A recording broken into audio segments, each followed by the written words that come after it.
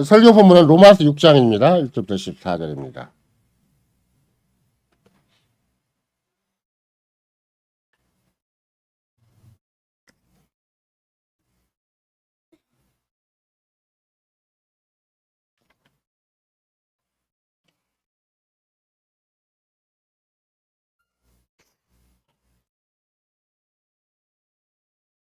그런즉 우리가 무슨 말 하리요? 은혜를 더하게 하려고 죄에 거하겠느냐? 그럴 수 없느니라. 죄에 대하여 죽은 우리가 어찌 그 가운데 더 살리요? 무릇 그리스도 예수에 합하여 세례를 받은 우리는 그의 죽으심과 합하여 세례받은 줄을 알지 못하느냐? 그러므로 우리가 그의 죽으심과 합하여 세례를 받음으로 그와 함께 장사되었나니 이는 아버지의 영광으로 말미암아 그리스도를 죽은 자 가운데 살리심과 같이 우리로 또한 새 생명 가운데서 행하게 하려 함이니라. 만일 우리가 그의 죽으심을 본받아 연합한 자가 되었으면 또한 그의 부활을 본받아 연합한 자가 되리라. 우리가 알거니와 우리 옛사람이 예수와 함께 십자가에 못 박힌 것은 죄의 몸이 멸하여 다시는 우리가 죄에게 종노릇하지 아니하려 함이니 이는 죽은 자가 죄에서 벗어나 의롭다 하심을 얻었음이니라. 만일 우리가 그리스도와 함께 죽었으면 또한 그와 함께 살 줄을 믿노니 이는 그리스도께서 죽은 자 가운데 사셨음에 다시 죽지 아니하시고 사망이 다시 그를 주장하지 못할 줄을 알미로라. 그의 죽으심은 죄에 대하여 단번에 죽으심이요 그의 살으심은 하나님께 대하여 살으심이니 이와 같이 너희도 너희 자신을 죄에 대하여 죽은 자요 그리스도 예수 안에서 하나님을 대하여는 산 자로 여길지어다. 그러므로 너희는 죄로 너희 죽을 몸에 왕노릇하지 못하게 하여 몸의 사욕을 순종치 말고 또한 너희 지체를 불의의 병기로 죄에게 드리지 말고 오직 너희 자신을 죽은 자 가운데서 다시 산 자같이 하나님께 드리며 너희 지체를 의의 병기로 하나님께 드리라.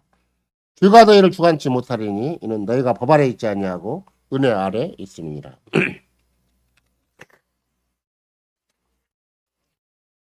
예수 그리스도의 사랑하는 성도 여러분, 우리가 다 그리스도에 속한 또 거룩한 자들, 특별히 성도라는 이름을 얻게 된 자들이죠.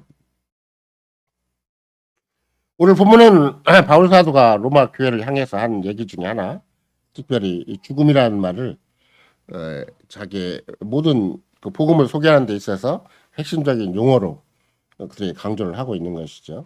그러니까 세상은 죽음이라는 말이 늘 어두운 말이고 또 굉장히 불길한 말이고 또 불행한 말이 되겠지만 그래서 죽음이라는 주제를 가지고 거기에 관심을 집중시킨다는 것은 세상에서는 결코 일상적인 모습은 아니에요. 특별히 그런 경우가 생긴다 할지라도 다 긴장된 모습이 있고 또 그만큼 뭔가 불안이나 또 어떤 경우는 아무리 뭐 호상이라는 말을 한다 그래도 그만큼 거기에는 보이지 않는 슬픔도 있고 또 모종의 어두움이 거기 있는 것이죠. 오늘은 바울 사도가 죽음에 대해서 단호하게 또는 확고부동하게 얘기를 해요. 우리가 죽음에 대해 생각할 두 가지 이유가 있는데 하나는 주께서 당신의 말씀으로 죽음에 대해서 분명히 계시한 바가 있어요. 그러니까 성경이 죽음에 대해서 계시하는 것이 진짜 죽음인 것이지 세상에서 경험으로 알고 있는 거, 상식으로 알고 있는 게 죽음이 아니에요.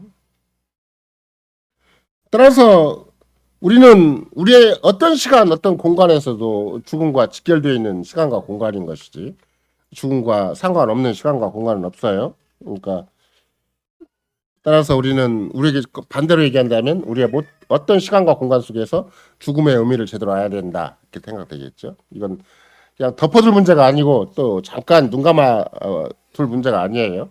죽음이라는 문제는 성경이 계시한 만큼 우리의 모든 시간과 공간에서 반드시 확인해야 될 문제가 되는 것이다.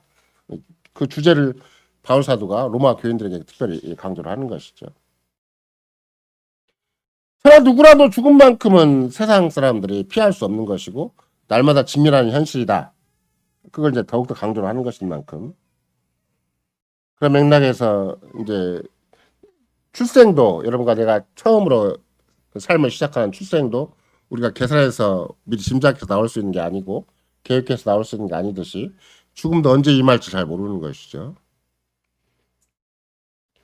이 성경에서는 이 죽음에 대해서 특별히 성경을 통해 주님이 두 가지 방식으로 말씀하시는데 그 특별히 죽음은 성경에 갇힌 죽음은 두 번째 죽음, 둘째 사망이 있는 것이다. 이렇게 가르치고 서양 사람들이 알고 있는 상식적으로 알고 있는 것은 첫째 사망이다 이렇게 얘기를 하는 거죠.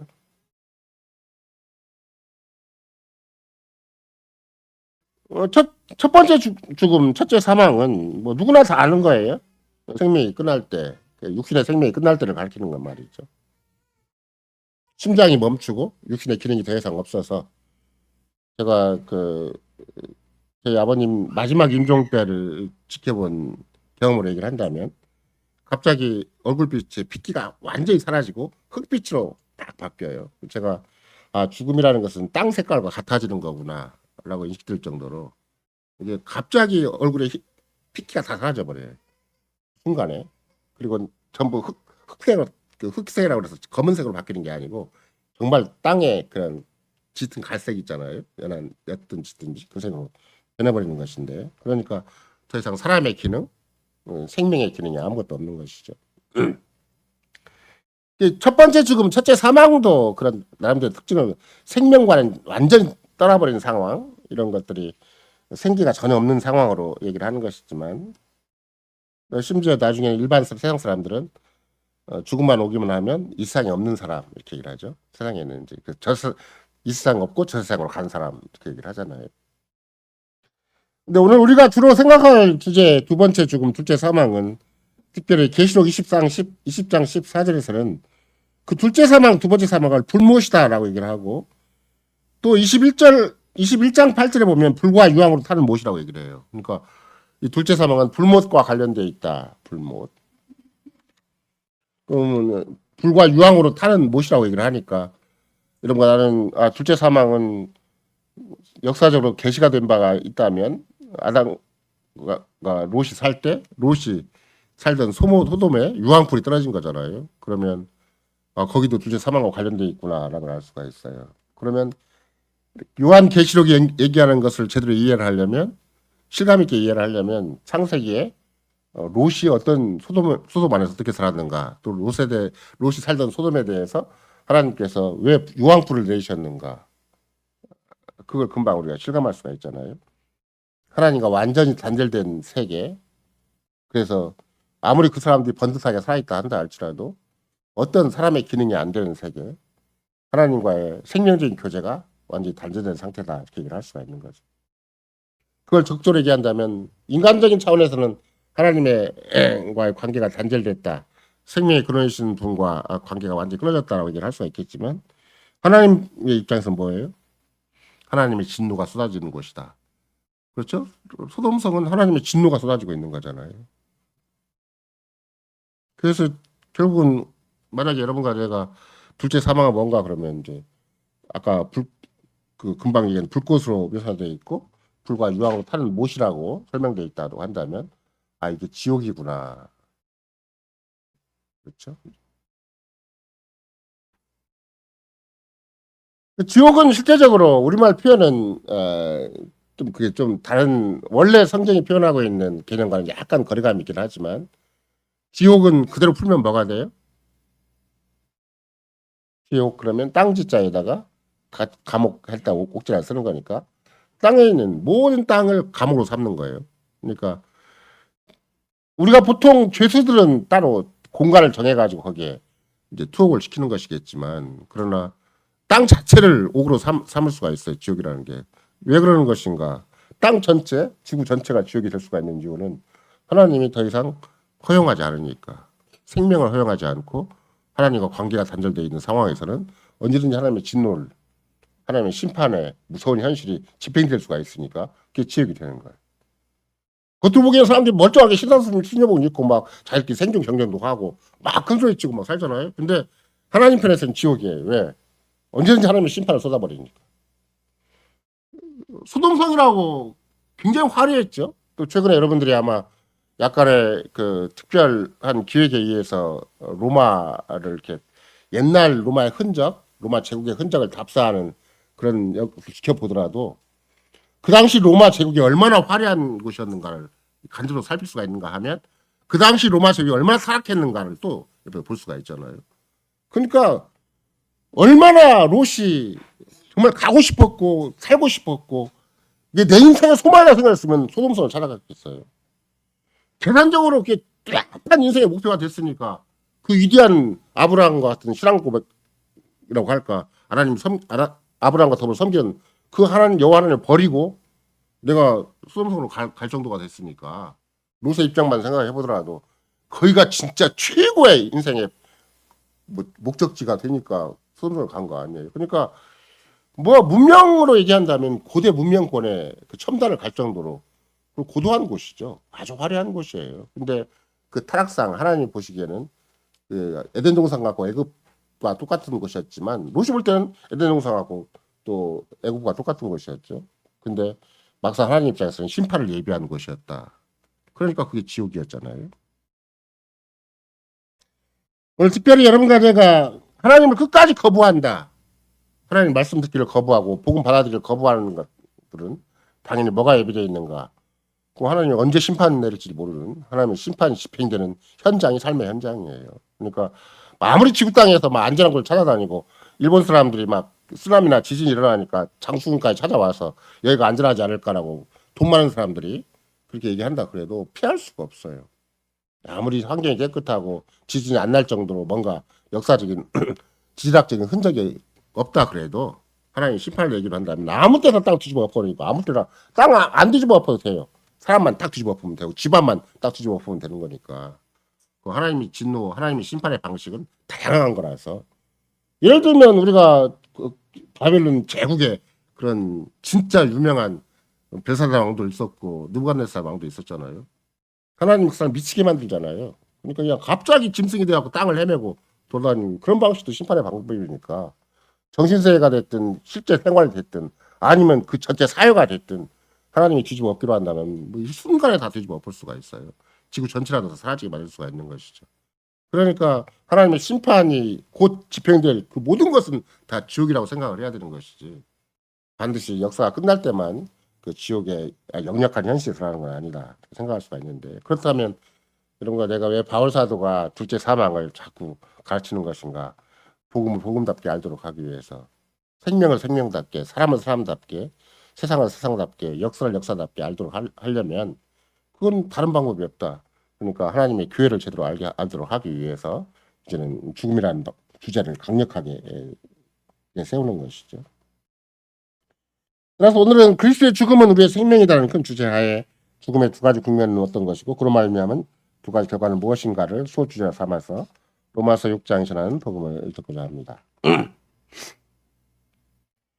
특별히 바울 사도가 계속해서 로마 교인들에게 얘기를 할 때 이 두 종류의 죽음이 있다. 근데 그 기원은 어디에 있는가 그러면 인간이 죄로 말미암아 타락한 데서 비롯된다고 얘기를 하죠. 예를 들면 아까는 창세기 아브라함과 롯의 시대를 우리가 거론했지만 그보다도 근원적으로 창세기 2장 11절에 간다면 1장 다음에 바로 2장이잖아요. 그럼 17절에 뭐라고 써 있어요? 내가 먹는 날에는 정령 죽으리라. 그러니까 죽음이 뭔지를 네가 실감할 것이다 이렇게 돼요. 우리말로는 정령 죽으리라고 해가지고 뒤에 말과 앞에 말이 서로 다르고 강조적인 부사 정도 얘기를 했겠지만 히브리어로는 같은 동사 같은 명사가 반복되어 있는 거예요. 죽고 또 죽는다 아니면 진짜 죽는다 막 이렇게 표현이 되는 거죠. 이게 히브리어 용례는 같은 동사를 약간 형태를 달리하면 최고 강조하는 용법이 되기 때문에 내가 선악과를 먹는 날 하나님의 언약을 어기고 네 마음대로 사는 날에는 그 자체가 죽음이다. 뭐 뼈저리게 죽으면 실감하다 죽는 거예요. 진짜 죽는 거예요. 그러니까 사는 동안에 뼈저리게 죽으면 뭔가를 실감하다가 둘째 사망에 떨어지는 것이죠. 물론 또 반대로 얘기한다면 둘째 사망을 뼈저리게 경험하다가 이제 첫째 사망이 끝나서 완전히 영원한 멸망, 영원한 지옥 형벌로 떨어진다고 볼 수가 있는 것이죠. 그러니까 처음부터 성경은 정령 죽으리라.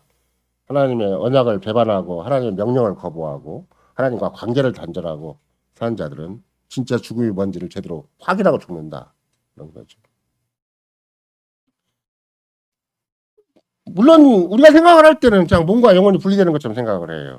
그래서 뭐 영혼은 막 뭐 구중 궁궐을 떠들든지 말든지 뭐 전세상 가든지 말든지 영혼은 따로 움직이는 것처럼 생각을 하겠지만 몸과 영혼이 동시에 죽는 것을 특별히 죽음에 관한 실체로 얘기를 하는 것이죠.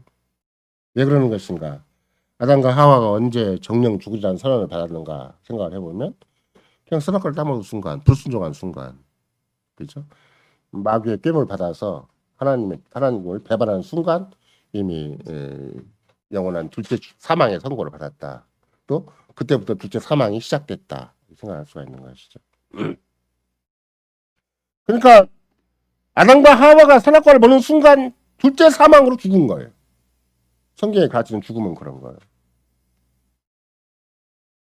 물론 아담과 하와는 몇 살까지 살았어요? 특별히 아담은 몇 살까지 살았어요?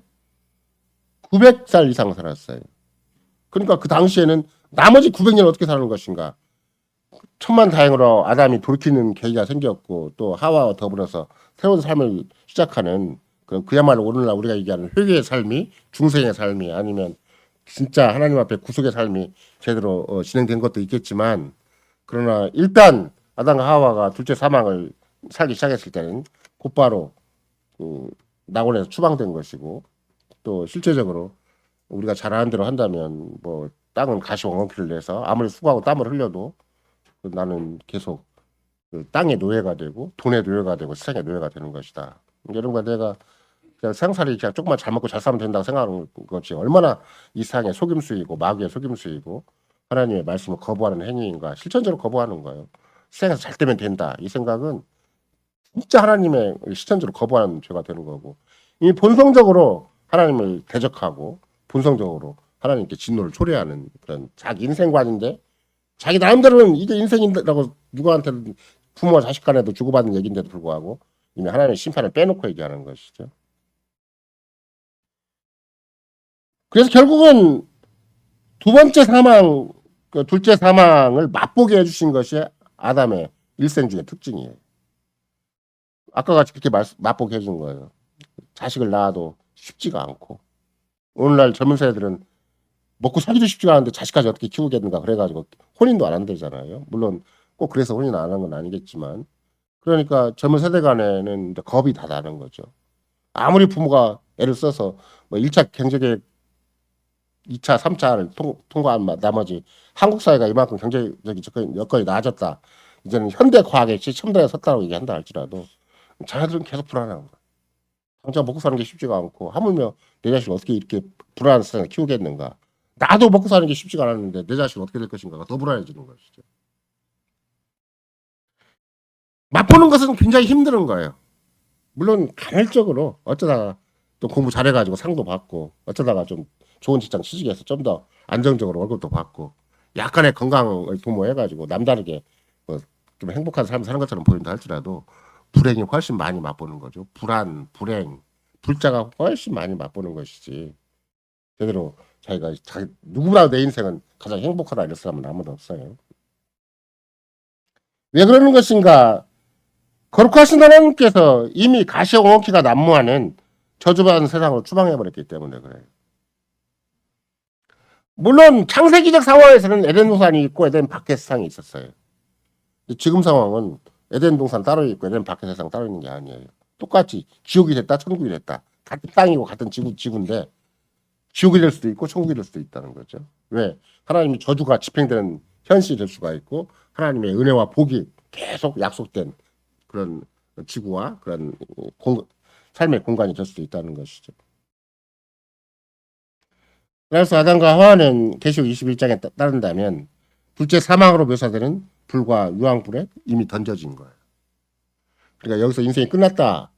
그냥 더 이상 사람 기능을 못한다. 그런 말이 아니잖아요. 불과 유황불에 떨어졌다는 것은 이미 그것이 이미 전제되어 있다라는 것이 되는 거니까. 자꾸 자기 과학적인 경험만 가지고 자기 누추한 반신적이고 반신국적인 생각만 가지고 불과 유황에 떨어져야 되는 것이 얼마나 괴롭고 힘들겠는가. 이쪽으로 가면 안 돼요. 성경이 이렇게 딱 약속했으면 아담과 하와가 불과 유황불에 떨어졌다고 이렇게 생각을 해야지. 이런 걸 놔도 그냥 내가 몸뚱아리 성성하고 아직도 내가 버티고 살 수가 있는데 왜 내가 불과 유황이야? 그렇게 생각하지 말고 하나님과 관계가 단절돼 버리면 얼마나 이게 무서운 현실인가. 이걸 빨리빨리 생각을 해야지. 사람이 뇌세포가 안 바뀌는 거예요. DNA가 안 바뀌니까 자꾸 세에서 배운 것만 머릿속에 자꾸 움직이지. 성경에 가르친 대로 안 움직이니까. 아담과 하와도 멀쩡하게 살았잖아. 900살까지. 그러니까 그게 뭐 약간의 불행도 있고 약간의 행복도 있었고 그냥 살 만큼 살다 죽은 거 아니야? 이렇게 자꾸 생각을 해버리면 성경이 가르치는 강력한 가르침에 대해서는 더 원론적인 가르침, 더 본질적인 가르침에 대해서는 다 놓쳐버리는 것이죠. 이미 아담과 하와는 선악과를 먹는 순간 둘째 사망에 처해지고 그가 평생 맛보는 것은 둘째 사망을 맛보는 가운데서 천만다행으로 복음을 맛보게 되고 또 구원을 맛보게 되고 은혜를 맛보게 되고 구속을 맛보게 되었다. 동시에 두 가지를 맛보게 되는 것이 그나마 아담의 나머지 생애의 특징인 것이지. 만약에 그가 하나님이 돌켜주심이 없고 회개의 삶이 없고 그냥 둘째 사망만 있었다 그러면 평생 둘째 사망을 맛보다가 궁극적으로 둘째 사망으로 끝나고 마는 것이죠. 첫째 생명, 1차적인 생명이 끝날 쯤 되면 이제 둘째 사망으로 확정돼 버리는 것이죠. 그러니까 첫째 사망보다 더 무서운 건 뭐예요? 둘째 사망이 더 무서운 거예요. 더 본질적인 죽음이기 때문에, 원형적인 죽음이기 때문에. 또 첫째 사망은 진짜 뭐 우리가 아무리 지켜봐도 불과 유황불이 떨어지진 않아요. 하나님의 심판이 적으로 떨어지진 않거든요. 이 떨어지지 않는지 잘 몰라요. 이게 그냥 교통사고로 났다든지 아마 영신의 기능이 좀 떨어지고 이렇게 약간의 인간의 가지고 있는 생명적인 기능, 물리적인 생명의 기능이 좀 떨어졌다는 것 뿐이지 그게 막 둘째 사망이 현장에 나타나는 건 아니잖아요. 근데 둘째 사망은 진짜 하나님의 무서운 진노와 심판이 머리에 있는 것이다. 이런 거죠. 그것이 가시화되는 경우가 불과 유황불이고 아직 가시화되기 전이기 때문에 괜찮은 것처럼 착각하고 있는 것이고 이런 거예요. 근데 하나님께서 참 그 표현 자체를 그렇게 알려주신 거죠. 유황불못이라고 유황불못이라고 가르쳐준 거예요. 번역을 우리가 유황불을 경험을 못했을 수도 있죠. 우리는 또 설령 우리 주변에 화재 사건이 난다 할지라도 물론 화학 제품이 타는 정도 또 막 기름이 거기에 섞여 있어서 기름이 타는 정도로 알겠지만 유황불못이라고 번역할 수밖에 없는 한계가 있어요. 그만큼 도무지 헤어날 수 없는 것이다. 스스로는 더 이상 어떤 다른 작용, 다른 기능을 못하는 것이고 철저하게 하나님과 단절된 그런 심판이 뭔가, 지옥이 뭔가, 정말로 생명이 더 이상 생명다울 수 없는 가장 극한 상황을 우리는 유황불못이라고 얘기할 수가 있는 거죠. 가오지간 사람으로서는 하나님께서 우리로 하여금 그걸 두려워하는 마음을 주셔야 내가 둘째 사망이 무섭다라는 걸 알게 되는 것이지. 보통 인간성 가지고는 어차피 하나님도 모르는 사람들인데 뭐 성경을 인정할 리도 없고 하물며 유황불못을 뭐 어떻게 감지를 하겠어요? 아무것도 못하는 거예요. 모르고 죽는 거예요. 모르고 살다가 모르고 죽는 것이죠. 하나님께서 불건강한 자, 하나님을 대적하는 자, 하나님을 무시하는 자에게 예비된 유황불못, 지옥불못이라는 게 있는데 궁극적으로 이제 그것이 구체화될 때, 역사적으로 실현될 때가 유황불못이라 생각할 수도 있겠지만 아직은 그걸 적극적으로 맛보지 않게 하신 이유 왜 그래요? 우리 같으면 그렇게 하잖아요.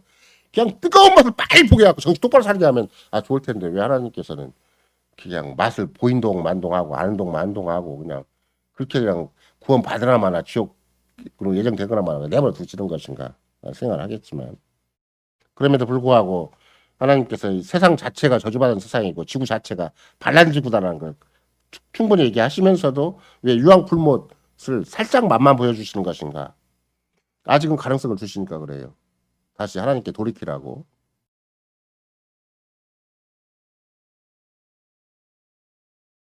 그들에게 예비된 인생의 최후의 결과가 유황불못이다. 거기에 왜 곧바로 바로 던져버리시지. 왜 우리도 다시 산자고 다시 구원받은 자고 은혜를 받은 자에도 불구하고 그게 그냥 자꾸 상상력만 동원하는 것처럼 보이고 또 말로만 그러시는 것 같으나 어떻게 생각한다면 왜 말로만 그러시지? 하나님은 충분히 하실 수가 있으니까 그냥 아예 그냥 아직도 불신자들에게는 조금이라도 하나님 말씀 거부하는 자들에게 그냥 뜨거운 말씀 탁탁탁 보여줘버리면 그냥 정신 똑바로 차리고 자유게 그냥 사람 다 모여들 텐데 왜 전주바닥에 그렇게 사람이 많아도 내버려 두시는 것인가? 조금 더 그게 의아스럽잖아요. 다른 말로 얘기한다면 유황불못에 당장 던지실 수가 있겠지만 그걸 연기하시고 보류해 주시는 거죠. 약간의 맛이 없는 건 아니에요. 맛이 있어요. 인생의 뜨거운 맛이라는 게 다 있긴 있지만 그러나 약간은 연기해 주시고 보류해 주시는 것이죠. 결국은 낙원으로부터 추방당한 아담과 하와는 잠시 동안은 둘째 사망이 무엇인지를 맛보게 되는 거죠. 일단 가장 중요한 건 하나님과의 관계가 완전히 단절된 것이고 하나님의 존재에 추방당한 것이고 그래서 그 다음부터 하나님의 진노를 계속 어깨에 이고 살아가는 거예요. 여러분과 내가 하나님의 진노라고 한다 할지라도 성경이 표현하는 방식은 갑자기 생명이 끝나는 게 아니에요. 갑자기 인생이 끝나는 게 아니고 인생이 무거운 짐이 되는 거예요. 수고하고 땀을 흘리는 형태가 되는 거예요. 그러니까 세상 사람들은 이게 인생이겠거니 생각을 해요. 그게 하나님의 심판에 무거운 짐이 이미 딱 이렇게 내 인생 가운데 이렇게 눌러놓은 건데 근데 인간적인 방법 극복해 보려고 몸부림치다가 그냥 자기도 모르게 이제 지옥 불못에 완전히 떨어지는 것이죠. 창세기 5장 5절에서 아담이 죽었다라고 얘기를 할 때 그 아담이 죽었다고 창세기 5장 5절에서 얘기를 하지만 그 만약에 첫 번째 죽음이라고 이제 그때 창세기 5장 5절 얘기할 때 아까 선악과를 따먹은 일에 계산해 보면 930년이 지나간 거예요. 1차적인 생명, 육신적인 생명이 죽었다고 아담에게 선고를 할 때는 이미 930년이 지난 다음에 얘기를 한 거죠. 근데 정령 죽이라고 말씀하실 때는 죽음이 또 죽음을 죽는 그런 둘째 사망을 얘기를 할 때는 이미 930년 전이었다 얘기를 하는 거죠.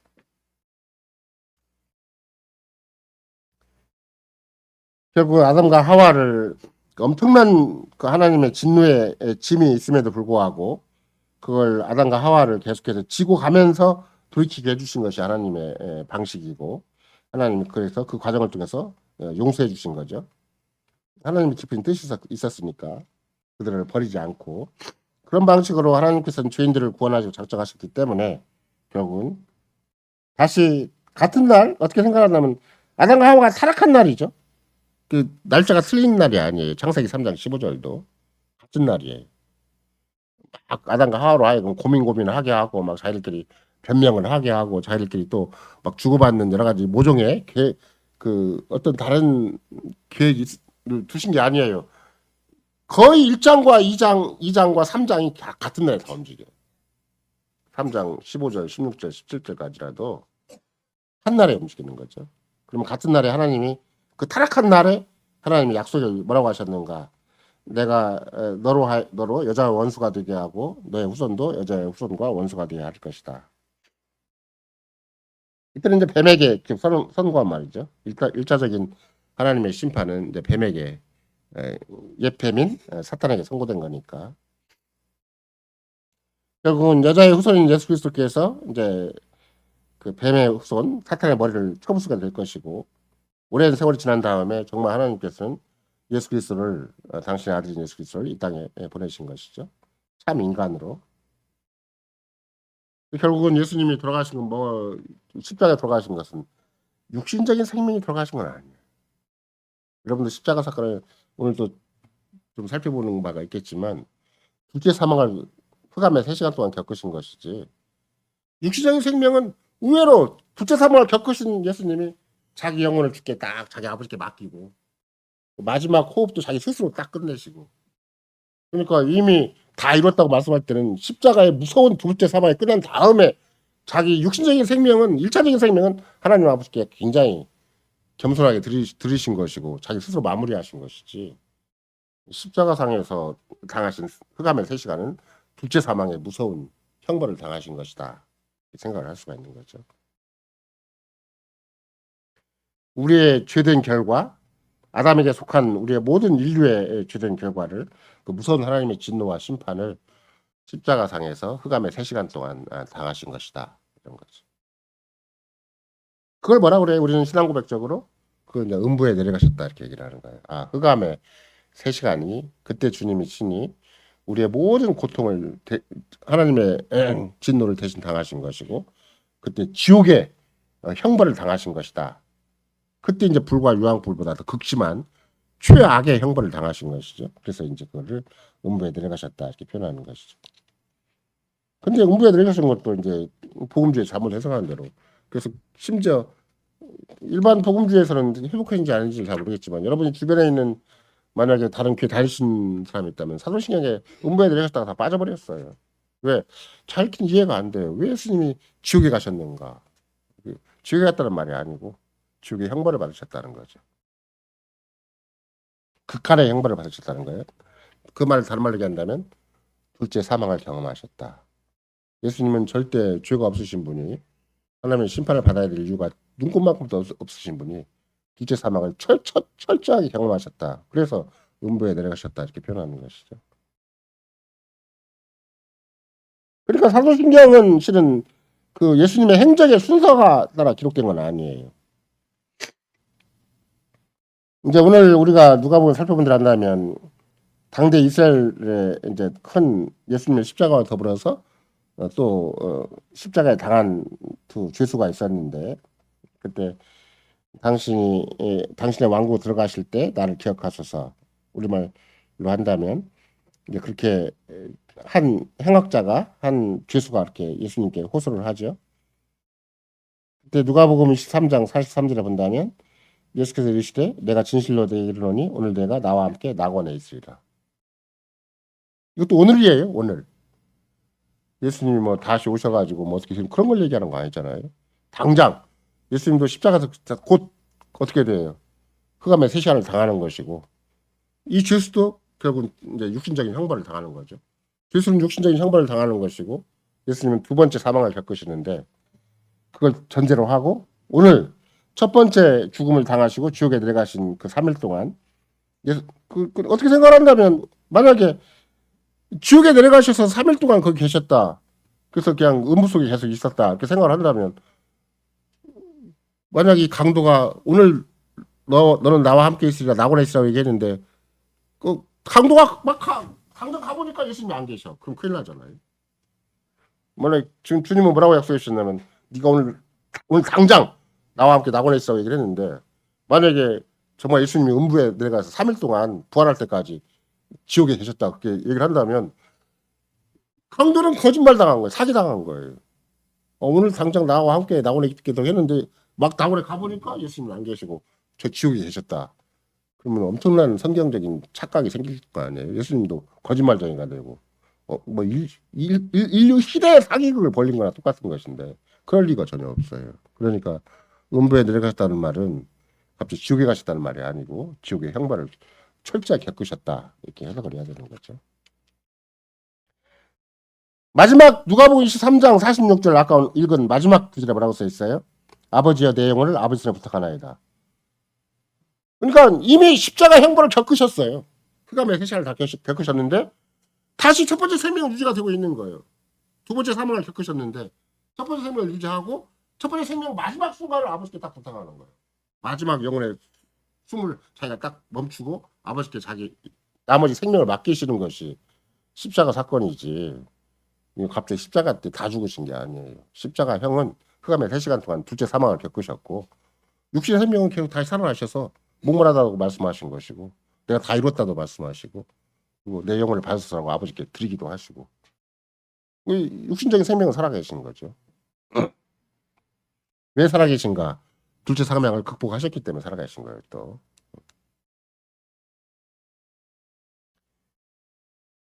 따라서 누가복음 23장 44절에 나온 대로 한다면 그리스도께서 음부에 들어가신 때는 예수께서 운명하시기 전 제60쯤 되어서 그러니까 해가 빛을 잃었죠. 온 땅에 흑암의 3시간이 제90까지 임했는데 12시부터 3시까지 임한 거예요.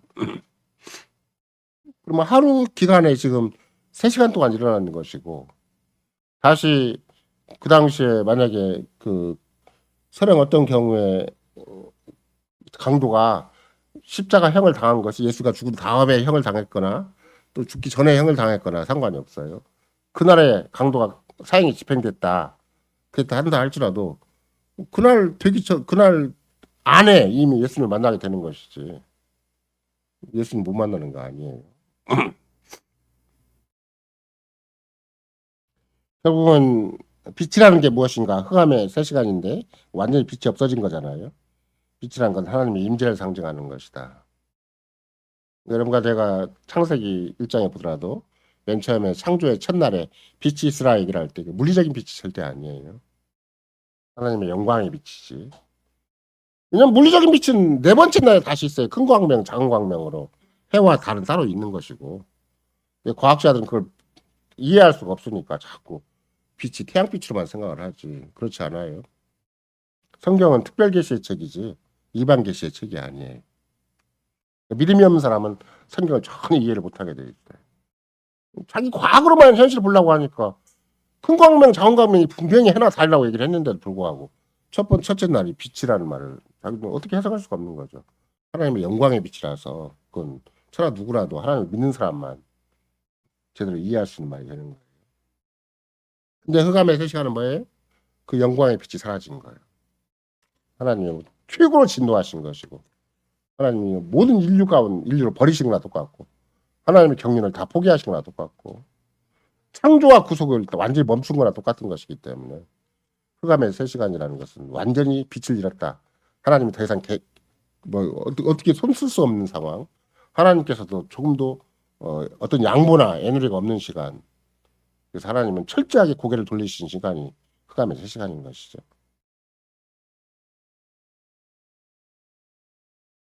예를 들면 하나님이 당신의 아들을 거부하신 것이 가장 강력한 것이 흑암의 세 시간이잖아요. 물리적으로 흑암의 세 시간 동안 지정됐다 이 말이 아니에요. 빛과 어둠이 인격적인 빛과 어둠인 것인 만큼 어둠은 무엇인가? 하나님께서 철저하게 아들을 거부하셨다는 것이 핵심이지. 물리적인 빛이 뭐 짙었다 안 짙다 이런 문제가 아니에요. 우리는 맨날 과학적인 사고가 너무나 머리에 박혀 있으니까 인격적인 어둠이 뭔가를 잘 모르죠. 알긴 알아요. 이런 거 나도 좀 답답하네. 그렇게 생각하고 상대방하고 마음이 전혀 안 통하고 생각이 안 통하는 걸 답답하다고 하는 거잖아요. 답답한 정도가 아니에요. 이거 인격적인 빛이고 인격적인 어두움이기 때문에 아무것도 통하지 않는 거예요. 이런가 내가 우리의 믿는 바를 불신자한테 얘기하면 아무것도 안 통하듯이 아무리 직장 상사고 박사학위를 가지고 대한민국 내노라는 유명한 사람이라도 아무것도 안 통하는 거예요. 제가 최근에 우리나라 100살 넘은 굉장한 철학자가 뭔 얘기를 하다 보면 진짜 안 통하는 사람이라 저 사람. 자기는 기독교를 대표한다고 그러고 자기는 막 대한민국의 지성인을 대표한다고 하는데 진짜 안 통해요. 제가 보기에는. 저 사람 꽉 막힌 사람이구나. 왜? 저와 인격적인 교제하기에는 너무나 거리가 멀어요. 그건 저뿐만 아니에요. 대부분 성경을 조금만 제대로 아는 사람하고는 그 사람하고는 너무 결이 안 맞아요. 그 사람은 세상인지 교회인지 믿음인지 선생님인지 새생명인지 아무것도 모르고 막 얘기를 해. 기독교를 이래야 되지 않느냐. 성경을 이래야 되지 않느냐. 예수님 이런 분 아니냐. 자기 나름대로 다 얘기를 하는 거죠. 그러니 그분이 이 누가복음을 해석한다거나 또 아담과 하와를 창세기 전에 하면서 해석한다면 이걸 저 이해를 하겠는가 저 양반이. 자기는 평생 학자적인 생활도 하고 내노라하는 교수 생활도 하고 나름대로는 막 한국에서 유명자한 사람이 되기도 하겠지만 안 통해요. 안 통해요. 안 통하는 것이 이 빛과 어둠의 본질이에요. 어둠의 본질이에요. 절대 인격적으로 꽉 막혀 있어. 여러분과 내가 부부간에 꽉 막히다고 생각을 해보고 부모와 자식 간에 꽉 막혔다고 생각을 하세요. 실감나는 거죠. 야, 이게 왼수도 이런 왼수가 없구나. 이게. 그럴 거 아니에요.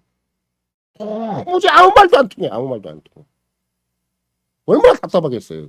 몸뚱아리 같이 살고 이목구비가 번듯하고 나 남자 하는 말 다 같이 하는데 진짜 영혼이 안 통하면 얼마나 답답하겠냐고. 그 안 통함이 어두움이에요. 확고하게 통함이 빛이라는 거예요. 인격적인 빛과 어둠을 가리키는 것이 절대 물리적인 빛, 과학적인 빛이 아니다. 그런 과학적인 빛이라 과학적인 어둠이 아니에요. 그러니까 계시록 21장 8절에서는 뭐예요? 특별히 불과 유황으로 타는 못이다라고 표현을 했겠지만 자꾸 우리는 너무나 과학적인 사고에 익숙한 사람들이기 때문에 물리적인 사고, 눈에 보이는 세상밖에 모르는 사람이기 때문에 이것이 인격적으로 표현됐다는 걸 전혀 생각을 못해. 얼마나 하나님과 단절된 생각과 마음, 그런 진짜 반신적이고 반신구적이고 무신적이고 그런 그 인격으로 이 땅을 살아가는 것이 불과 유황불못의 핵심인가. 흑암의 핵심이기도 하고 불과 유황불의 핵심이기도 하다. 왜? 전혀 하나님과 소통함이 없어요. 극한적으로 흑암의 세 시간도 예수님과 하나님 사이에 전혀 뭐 눈꽃만큼도 어떤 것도 서로 관계가 주어진 것이 없죠. 철저히 거부한 거죠.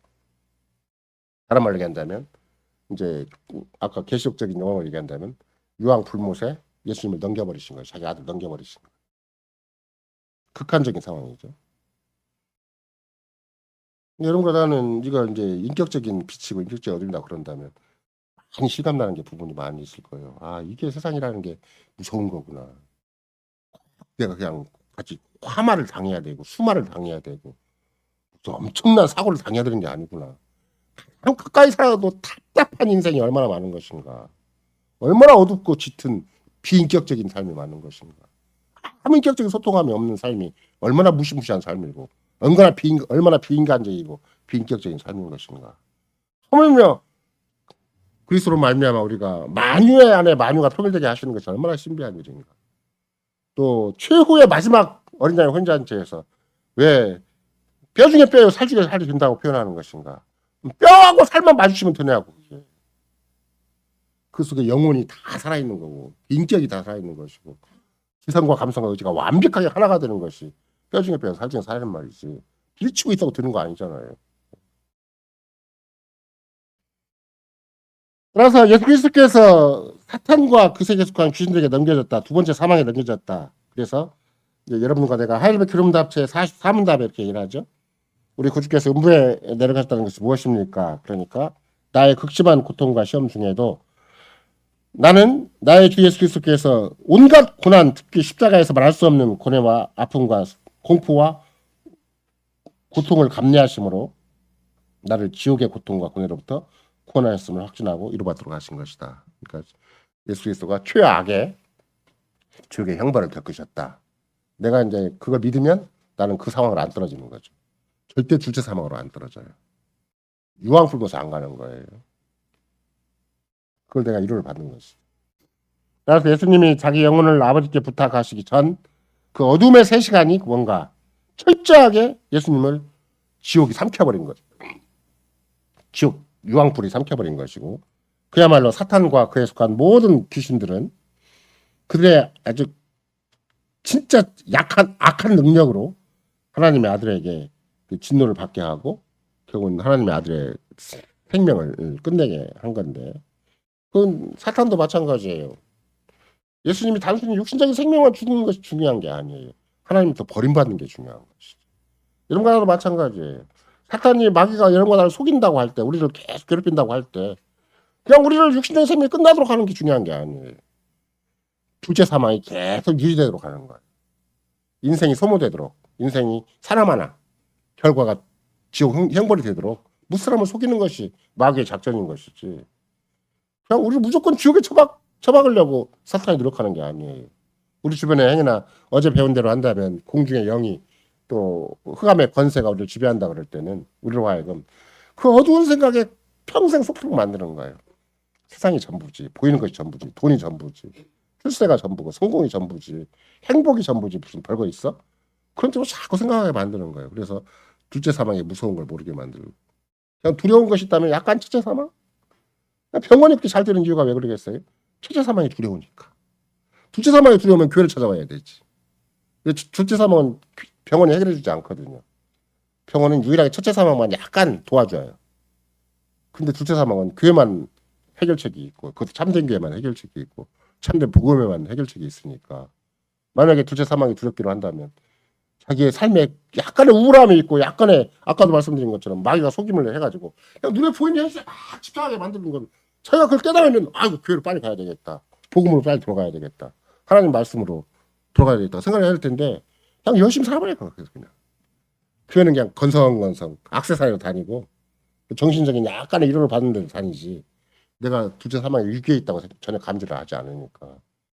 근데 둘째 사망을 아는 사람들은 그 위기감이 있으니까 다시 복음으로 다시 말씀으로 다시 언약으로 다시 교회로 들키는 것이죠. 갈보리 십자가에서 흑암의 3시간은 예수 그리스도께서 두 번째 사망을 경험하신 것이고 다시 살아나신 것은 이제 첫째 사망을 마무리하신 것은 왜 그러는 것인가? 하나님 아버지의 뜻을 기꺼이 순종한 것이고 또 그렇게 해서 그분이 이 땅에 오신 성육신의 마지막 종합적인 삶을 적극적으로 마무리한 것이지 아버지만 하늘 아버지로부터 버림받은 것은 흑암의 3시간이 전부였다 이런 거죠. 왜 죄가 없으신 분이 왜 둘째 사망을 겪으셨는가? 우리로 하여금 더 이상 둘째 사망을 겪지 않도록 그리스도를 믿는 자들에게는 그리스도와 연합한 자들에게는 절대 둘째 사망을 겪지 않도록 하기 위한 거다 이런 거죠. 그래서 이제 요한복음 19장 30절에 이제 예수님께서 다 이루셨다고 얘기를 했죠. 그러니까 이제 두 번째 사망을 주께서 철저하게 그 하늘 아버지께서 예수님에게 적용시켰기 때문에 이제 예수님이 이 땅에 오신 목적을 충분히 이루신 거예요. 하늘 아버지께서 자기 아들을 이 땅에 보내신 목적이 다 이루셨기 때문에 이제 다 이루셨다 이렇게 한 거죠. 결국은 첫 번째 생명이 첫 번째 죽음이 오기 전에 다 둘째 사망을 겪으셨다는 말은 무슨 뜻이 되겠어요? 예수님이 사탄보다 훨씬 강하구나. 둘째 사망으로 말미암아 사탄이 성공했다고 볼 수 있을지는 모르나 그러나 다시 둘째 사망을 이겨내고 다 이루셨다고 얘기를 하고 목말하다고 얘기하고 자기 영혼을 아버지께 드린 과정을 얘기를 한다면 아, 둘째 사망을 극복하셨구나. 승리하셨구나. 그러니까 예수님은 사탄보다 더 강하구나. 이걸 금방 알 수가 있죠. 그래서 이제 바울 사도는 로마 고린도전서에서 둘째 사망을 승리하셨다. 얘기를 하는 것이고 이런 거 내가 계속 화요일마다 공부하는 대로 한다면 바울 사도가 디도에게 클대 섬에 있는 모든 늙은 여자, 늙은 남자, 젊은 여자, 젊은 여자들에게 얘기를 할 때는 뭘 얘기해 주는 거예요? 그리스도가 둘째 사망을 우리의 둘째 사망을 승리하신 그 복음이 우리 안에 있으니까 첫째 사망을 두려워하고 막 병원 쫓아다니고 막 세상 근심 걱정 쫓아다니지 말고 둘째 사망을 이긴 자로서 살아라. 그게 늙은 남자, 늙은 여자, 그게 전부 젊은 여자, 젊은 남자에게 주는 교훈이에요. 핵심이에요. 그리스도의 승리를 확인하고 살아라. 그리스도의 승리를 의지하고 살아라. 둘째 사망을 극복하신 그리스도에게 속해서 살아라. 그게 교회다. 그게 세상과는 다른 독특한 인류 집단이다. 이걸 크레타 섬에 정말 그때 그 당시 크레타 섬의 문화적인 환경이라는 게 거짓말이 너무 난무하잖아요. 너무 이기적인 그런 타락한 본성이 난무하는 것이 크레타 섬의 문화 환경이었는데 거기에 진짜 아무도 그것을 문화적으로 극복하거나 민족적으로 또는 지역적으로 극복할 자가 아무도 없는데 오직 바울 사도가 디도를 거기에 보냄으로 말미암아 드디어 또 하나님이 보이지 않는 섭리의 손길로 예비하심으로 말미암아 신비한 생명의 세계가 그들의 교회로 이제 펼쳐지는 것이고 따라서 교회 안에 부름받은 자들은 나이 고하에 상관이 없이 특별히 그리스도의 승리를 맛보고 즐거워하고 그 승리 안에 자기 삶을 살 수 있는 첫 둘째 사망을 극복한 자들이 이제 모여서 크레타의 섬의 교회를 이루게 된 것이죠. 나중에 이제 그 23장 누가복음 23장 46절에 오늘 읽은 대로 한다면 예수께서 큰 소리로 불러 가라사대 아버지여 내 영혼을 아버지라 부탁하나이다 하고 이 말씀을 하신 다음에 우리말로는 운명하시다라고 써 있어요. 운명하시다. 명을 그냥 다 운했다라고 이제 한문적인 용어로 표현하지만 헬라어 성경은 뭐라고 되어 있는가? 자기의 마지막 호흡을 딱 쉬고 끝내신 거예요. 우리가 생각 같으면 자기 혼자 자기 생명을 끝냈네라고 생각하시지만 예수님은 스스로 하나님이시기 때문에 자기 생명도 거기서 마무리하신 거예요. 왜? 더 이상 생명을 유지할 의미가 없어졌어요. 그러니까 우리말로는 운명하시다고 되어 있지만 마지막 호흡을 하셨다라는 헬라어 직역이에요. 마지막 호흡을 하셨다. 뭐 한 다음에 자기 영혼을 아버지께 맡긴 다음에 육신의 마지막 생명을 끝냈다. 마무리하신 거죠. 그렇게 해서 지상생애를 공식적으로 마무리하신 거예요. 그러니까 둘째 사망은 이후에 일어난 일이지. 둘째 사망이 첫째 사망하고 막 우리는 자꾸 혼동되잖아요. 육신의 죽음이 절대 죽음인 것처럼 육신의 죽음이 그냥 인생이 전부인 것처럼 생각하기가 쉽겠지만 예수님의 경우는 둘째 사망이 먼저였고 첫째 사망이 나중이었다. 알 수가 있죠. 그래서 요한복음 19장 30절에 본다면 어떻게 써 있냐면 같은 맥락인데 예수께서 심포도주를 받으신 후에 다 이루었다라고 하시고 그러니까 다 이루었죠.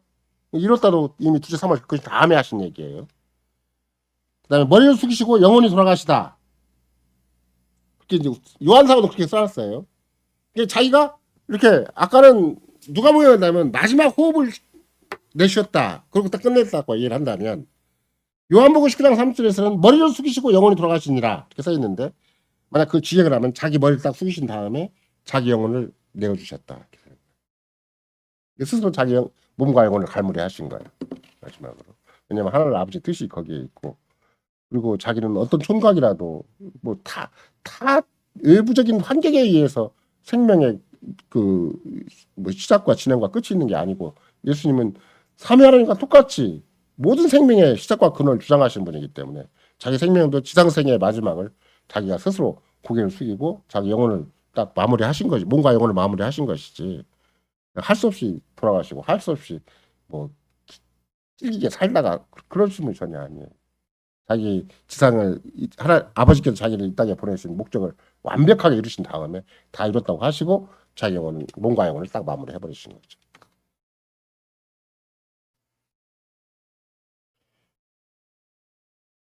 결국은 그냥 로마 병정들에 의해서 또 바리새인과 서기관들이나 사내들인 공회에 의해서 예수님이 할 수 없이 죽임 당했다는 말이 전혀 아니에요. 하늘 아버지께서 그에게 모든 인간을 대표, 인류를 대표하는 무서운 최악의 십자가의 죽음을, 십자가의 형벌을 당하게 하시고 예수님 스스로는 하늘 아버지의 뜻을 완벽하게 이루신 다음에 자기 몸과 영혼을 스스로 갈무리 하셨다. 이게 선례적인 기록인 것이죠. 그 후에 예수님이 하신 일이 뭐예요? 이제 모든 죽음을 다스리고 사탄을 다스리고 그의 머리가 되시고 머리가 되신 덕분에 천하 만사를 자기 하늘과 땅의 권세를 가지시고 마음껏 좌지우지할 수 있는 권세를 얻으신 거잖아요. 하늘 아버지께서 충분히 예수의 부활로 말미암아 부활 승천으로 말미암아 완벽하게 하늘과 땅의 모든 권세를 다스릴 수 있는 권세를 주신 거예요. 왜 그러셨어요? 그의 머리가 되기 위해서. 하늘의 기름답에서는 그의 머리가 되기 위해서 그분은 승천하셨다 얘기를 한 다음에 이제는 하늘 아버지께서는 그의 머리로 제대로 기능을 하도록 하기 위해서 하늘과 땅의 모든 우주 만물의 권세를 아들에게 주셨다 이렇게 표현하는 것이죠. 그러면 교회를 위해서 지금은 천하 만사가 다 움직이는 거예요. 그러니까 9.11 테러가 일어나든지 쓰나미가 생기든지 우리 가운데 코로나가 생기든지 뭐가 생겨도 교회 신자들은 뭐라고 고백을 해요? 하늘 아버지께서 당시의 교회를 위해서 충분히 코로나를 주신 분이 코로나를 거둬가시는 것이고 코로나만 그러겠어요? 우리에게 육신의 즐거움을 하나 주셨다 그런다면 주신 분도 그리스도시요 거두시는 분도 주님이시다. 그 문제를 가지고 계속 살게 한다 할지라도 그 주님의 뜻이 있으니까 살게 하시는 것이지. 내 혼자 막 버텨서 건강하게 되는 게 아니고 생명이 찔게 유지되는 게 절대 아니에요. 그리스도께서 친히 주관하시니까 나에게 병이 있는 것이고 가난이 있는 것이고 그만큼 기근도 가난도 질병도 나한테 있는 것이 하늘 아버지의 따뜻한 손길로 우리에게 임하신다고 얘기를 하잖아요. 근데 아버지의 따뜻한 손길로 임하기 때문에 하나님이 갑자기 힘이 없어지시고 능력이 없어지는 것인가 아니에요. 하나님의 섭리는 언제 어디나 미치는 전능하신 능력이다. 전능하신 능력이 있기 때문에 내가 병이 걸리는 거고 전능한 능력이 있기 때문에 내가 가난하게 되는 것이고 전능하신 능력이 있기 때문에 내가 모자란 것이 생기는 것이지. 뭐 인간적으로 생각하면 무조건 돈이 많아야 되고 건강해야 되고 그게 다 대단한 것이 되겠지만 하나님 앞에서 그거 아니에요. 예. 세상 사람들은 돈이 많으면 많을수록 더 거만해지고 인격적으로 비인격적이 되는 것이고 그만큼 세상에서 인정해지면 더 비인간화가 되는 것이 인간의 본성이지만 이런 거야 내가 물론 락펠러 같은 사람이 돈 많이 벌고 뭐 최근에 그 MS 소프트 개발할 그 창업자나 애플 개발자들은 돈이 많으면 많을수록 사회에 기부하는 액수도 크다고 하겠지만 그러나 그 전부는 아니에요. 그 이면에는 얼마나 무서운 일이 생기는 것인가. 근데 여러분과 나는 실제적으로 주님이 친히 우리 가운데 그리스도로 말미암아 새로운 생명을 주시고 우리 가운데 어떤 하나님의 전능하신 능력을 보여주시는 것은 그건 세상이 가르쳐주는 건 아니기 때문에 세상은 반쪽밖에 몰라요. 돈 많이 벌고 출세하고 실현하고 자기 성공을 하면 그게 인생의 능력이 있는 거죠 생각을 해요. 안 그래요. 우리는 가난의 능력이 있고 그렇죠. 병이 들어도 능력이 있고 세상에서 무시나 멸시 당해도 충분히 하나님의 능력이 함께하는 것이지. 우리가 가진 조건이 열악하다고 그래서 주님 앞에 할 일을 못하는 게 아니에요. 그러니까 우리가 주기도문만 생각을 해봐도 어떻게 되는 거예요? 이름할 양심만 있어도 하나님의 뜻과 하나님의 나라와 하나님의 이름을 충분히 드러낼 수가 있는 것이지. 세상에서는 막 돈이 꼭 있어야 돼요. 더 건강이 있어야 되고 뭔가 막 자기가 성취한 결과가 있어야 돼요. 근데 우리는 안 그래. 바울사도 인생이 그랬고 아브라함 인생도 실은 마찬가지였잖아요. 다윗의 인생도 마찬가지였고 다윗이 얼마나 혁혁한 전과를 세웠는가. 안 그래요. 평생 자기가 잘못한 것에 시달리다가 인생을 그냥 그 당시 민족과 그 민족 교회까지라도 다 뒤흔들리게 만들고 그러나 아브라함을 다윗을 통해서 우리가 흔히 주고 있는 건 뭐예요? 위대한 시편을 주고 있는 거잖아요. 하나님을 어떻게 하나님의 신비한 능력이 다윗에게 어떻게 임했는가? 위적인 상황으로 주어진 게 아니에요. 영혼의 변화를 통해서 신비한 그 지성과 감성과 의지를 통해서 그 모든 상황이 다 시심으로 노래로 찬송으로 변화가 되는 거예요. 이게 진짜 능력이지. 대한민국에 뭐 똑같은 예는 아니겠지만 한강이 새로 겪은 것이 뭐예요? 5.18이고 4.3 사태잖아요. 젊은 사람이 그걸 자기가 직접 경험한 거 아니에요. 그 이후 세대잖아요, 훨씬. 간접 경험한 건데 그 사람이 자기의 고통을 그대로 소설로 만들고 예술로 만들어 놓으니까 세상도 인정해 주잖아요, 그거는. 그러면 막 한강 작가가 돈 많이 벌어야 되고 막 세상에 높이 평가나 봐야 되고 집안이 행복하게 잘 살아야 되냐고 이혼했잖아요. 세상적인 조건에서는 아무것도 맞는 사람이 맞는 게 없어요. 세상에서도 그런데 높이 인정해 주는 게 있어요. 그 인격의 가치, 그 지성의 가치, 감성의 가치, 그 예술혼을 인정해 주는 거잖아요. 하물며 교회도 마찬가지예요. 막 건강 다 몸띠가 튼튼해지고 막 내놓아는 막 남들은 이력이 있고 막 돈을 다 벌고 막 성공하고 막 머리 쓴 만큼 막 출세하고 성공해야 되는 거 그런 거 아니에요. 내 아픔을 그대로 하나님 앞에 고백하는 게 최고 위대한 거예요. 나의 결핍을 그대로 하나님 앞에 내놓고 살아가는 거. 하나님 앞에 작품으로 만들어가는 거예요. 아픔이든 가난이든 어떤 문제가 됐든 그걸 성실하게 하나님 앞에 풀어가면 한강은 노벨상 받은 것에 그치지만 우리는 노벨상 곱하기 100개를 받을 수가 있어요. 왜? 다해서 시편을 만들어낼 수가 있으니까. 여러분과 나의 모든 삶이 시와 찬양으로 찬미로 바뀔 수가 있는 거 왜 그러는 것인가? 우리 모든 고통과 모든 아픔과 결핍을 충분히 하나님 앞에 가장 위대한 작품으로 만들 수가 있으니까. 배만 떵떵거리고 정말로 소크라테스가 얘기하는 것처럼 뭐 돼지보다는 차라리 불행한 사람이 더 낫다고 얘기를 하잖아요. 아무리 배불러갖고 통통거리고 육신 기름기 질질 흐르는 그런 인생보다는 배고픈 것이 훨씬 낫다고. 그래도 그나마 사람답게 살 수 있다고 세상 사람도 얘기하는 방법인데 하물며 여러분과 내가 하나님의 섭리를 믿고 그리스도 안의 구속을 믿고 성신께서 우리 안에 역사하심을 믿을 때는 세상 사람은 막 없으면 없는 만큼 허덕이고 아프면 아픈 만큼 허덕이고 뭔가 쪼들리면 쪼들리는 만큼 평생을 그렇게 쫓기다가 사는 게 인생이겠지만 우리는 안 그래요. 내게 주어진 작건을 충분히 주님 앞에 잘 해석을 하면 충분히 주님께서 빛을 발할 수 있도록 더 이상 다른 인생에서 볼 수 없는 독특한 가치, 독특한 의미 그걸 예술적으로 그 단순한 예술이 아니고 세상에서 인정해주는 예술이 아니고 하나님 앞에 감사와 찬양을 드릴 수 있는 위대한 가치를 쏟아낼 수 있는 것이 우리 삶 가운데 다 있는 것이지. 꼭 돈 모아야 되고 배불러야 되고 막 가서 꼭 커피 마셔야 되고 뭐 여행 가야 되고 뭐 그런 거 절대 아니에요. 우리는 우리에게 주어진 어떤 문제라도 주님의 작품으로 얼마든지 바꿀 수 있는 위대한 인격적 요소가 있고 하나님의 특별한 섭리와 배려가 있고 또 그리스도 안에서 충분한 가치와 보람이 있는 것이다. 생각할 수가 있는 것이죠. 죽음까지라도 우리는 그렇게 사용될 수가 있고 우리 영혼에 가지고 있는 우리 몸과 영혼이 가지고 있는 어떤 결핍이라도 어떤 문제라도 충분히 주님 앞에 최고의 가치를 만들어낼 수가 있는 것이다. 이런 것이. 따라서 바울 사도가 로마 교인들한테 계속 일관되게 얘기하는 건 두 번째 죽음이에요. 우리는 두 번째 죽음을 해결한 자들이다. 그러니까 그리스도 안에서는 이제 첫 번째 죽음도 담대히 맞이할 수가 있고 기쁨으로 맞이할 수가 있는가 하면 첫 번째 죽음에 대한 두려움도 해소가 됐으니까 우리는 죽음은 상관없이 인생을 살 수가 있어요. 건강에 쫓기고 사는 게 아니에요. 질병에 쫓기고 사는 게 아니고 가난에 쫓겨 사는 게 아니에요.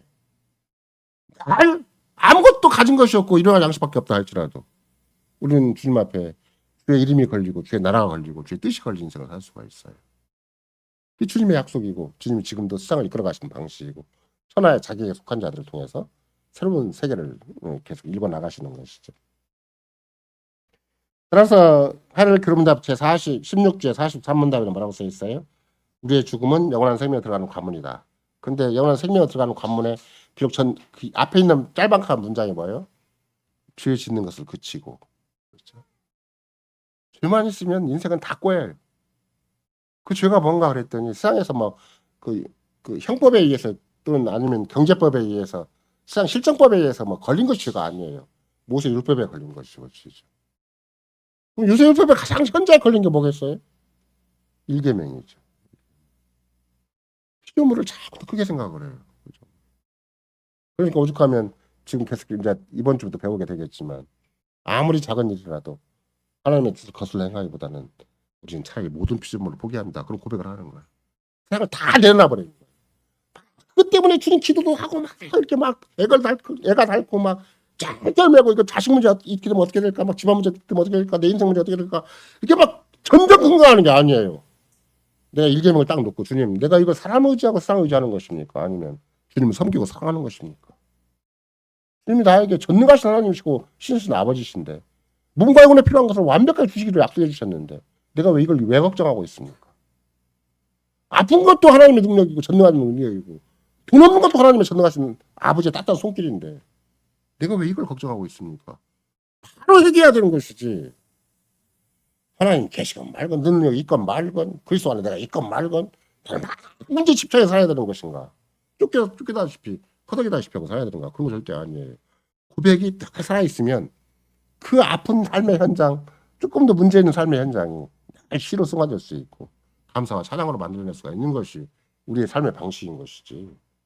세상 사람이 보는 대로 다 겉으로 멀쩡하게 가꿔줘야 되는 게 아니에요. 겉으로 가꾸기 위해서 얼마나 세상 사람은 낭비가 심하고 뭐 집 한 채 질라 그러고 뭐 집 한 채 남겨놓으려고 그러면 얼마나 인간을 갈궈야 돼요. 자기도 갈궈야 되지만 자기 식구도 갈궈야 간이 집 한 채 남겨놓고 간이 돈 조금 남겨놓을 거 아니에요. 그럼 그거 가지고 나머지 여성들이 정말 제대로 힘을 내서 사는 거 안 그래요 또.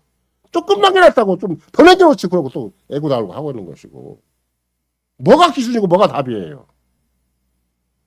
없어요. 밑빠진 득이 물붓기예요. 달라는 사람은 하루도 달라고 하는 것이고 주는 사람은 해도 안 되는 인생을 살 수밖에 없는 것이고 아무리 자식을 생각하고 아무리 가까운 사람 생각을 해도 그거 갖고 답이 안 되는 거예요.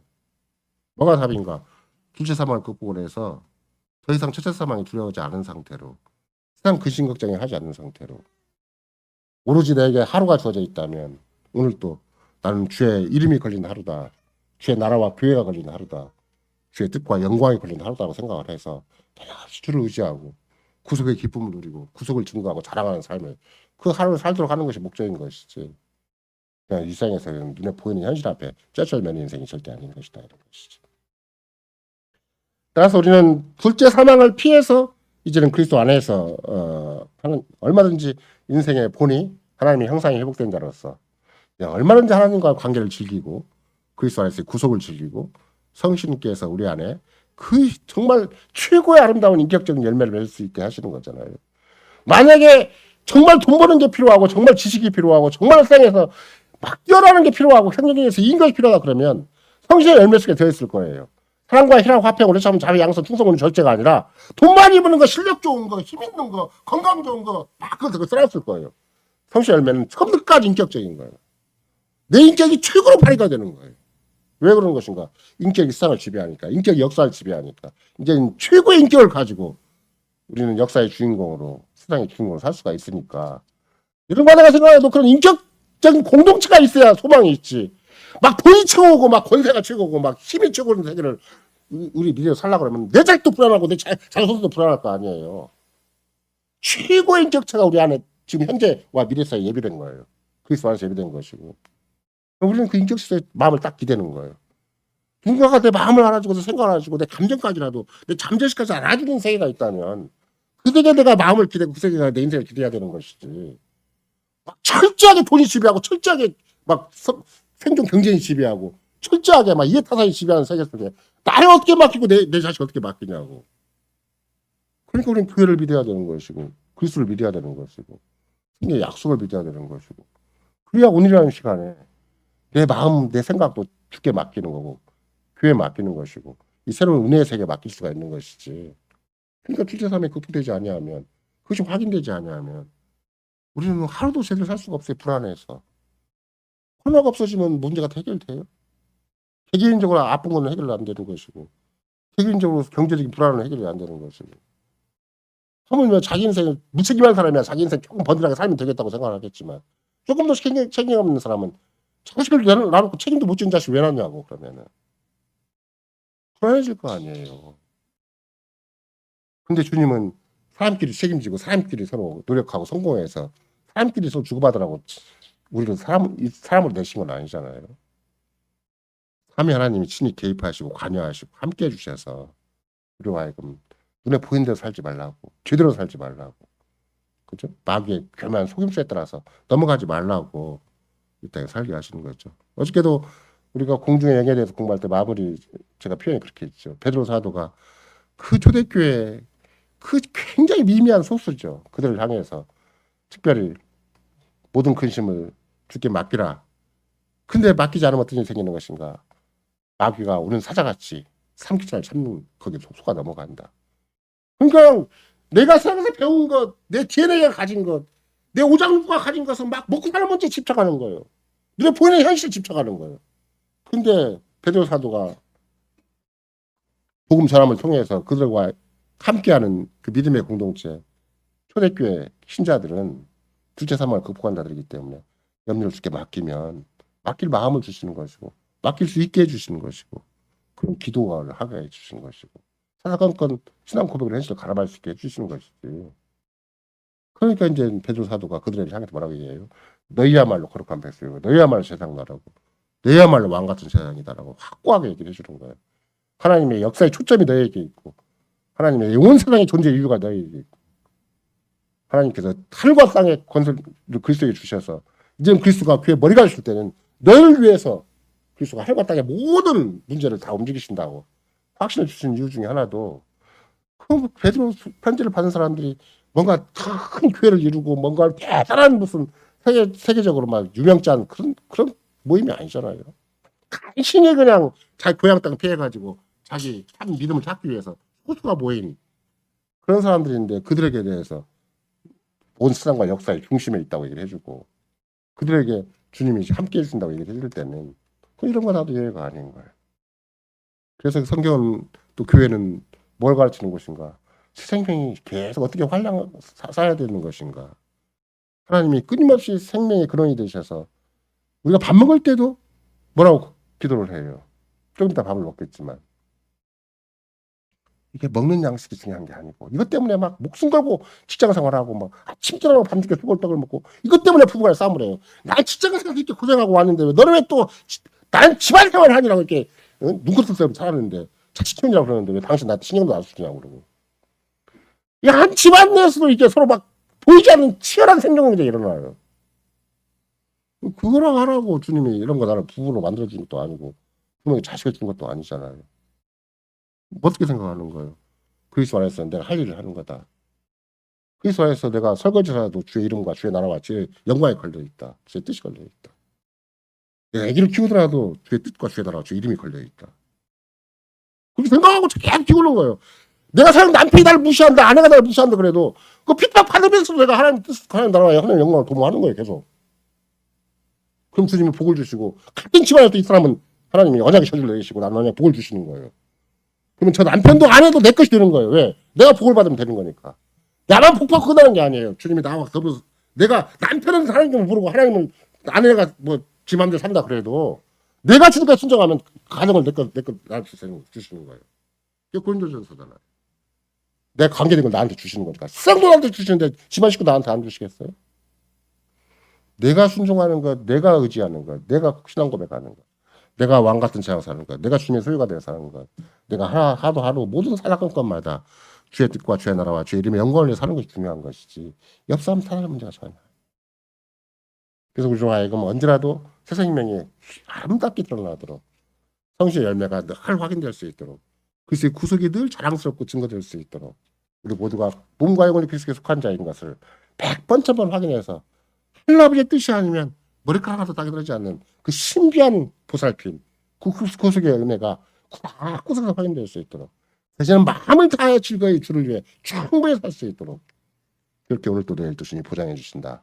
이런 위대하고 신비한 세계 속에서 이런 위대한 인류의 한 새로운 공동체를 이루기 위해서 주께서는 지금도 여러분과 나를 불러주시고 우리와 하여금 교회 모이게 하시고 언약을 갱신하게 하시고 변함없이 그리스도인을 땅에 살게 하시다는 것을 바울사들은 로마 교인들에게 일관되게 가르치고 있습니다. 아멘.